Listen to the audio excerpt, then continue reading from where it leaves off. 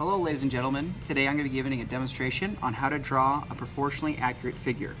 The figures you're drawing today are going to have some key proportions. One is the total height of your figure should be 8 heads tall. So you can notice that I've drawn 8 heads from the foot to the top of the head to represent the proportion of the height. Another thing you're going to want to make sure you do is make sure that the spine and the femur is equal to each other. So this measurement is again equal. And another thing to keep in mind is the progression of body parts goes shoulder, elbow, hips, hands, and knees. So now we're going to try our own from scratch. So the first step is to make sure that you're drawing vertically on your page and draw your person's head at the top. Start with several soft ovals until you get about the right size and the right one that you want. Then you're going to be putting a vertical line at the bottom of that circle. Notice how I have kind of almost like a lollipop-like shape here. Next, you're going to be drawing 2 vertical lines. These vertical lines represent the shoulder and the hips. So head, neck, shoulder, spine, hips here. The next step is to draw the spine equal to the femur.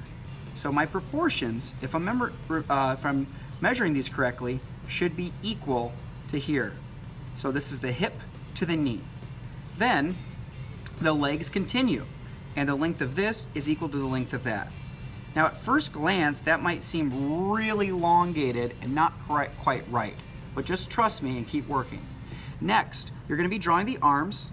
I like to draw circles where different joints or rotations should be. So there's some circles on the knees and the shoulders.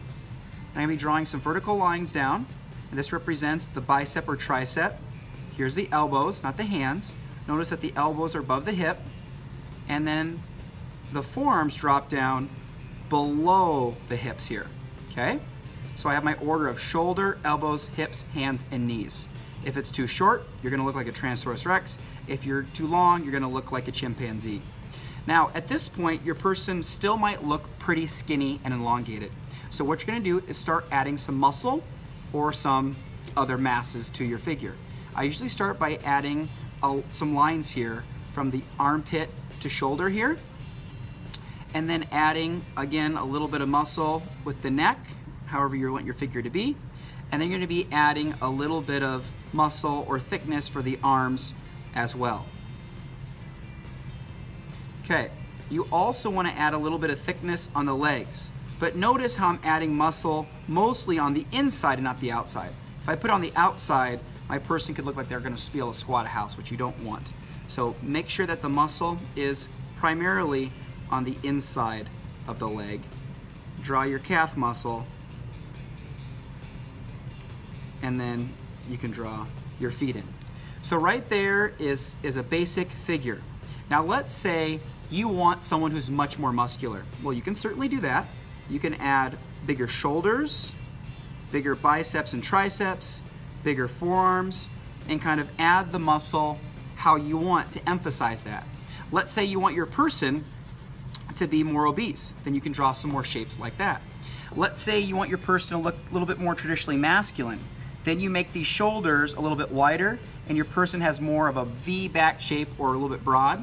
Let's say you want your person to have more of a feminine physique, then you want your shoulders to be much more narrow and your hips to be equal with that. So it kind of depends on your style of your figure.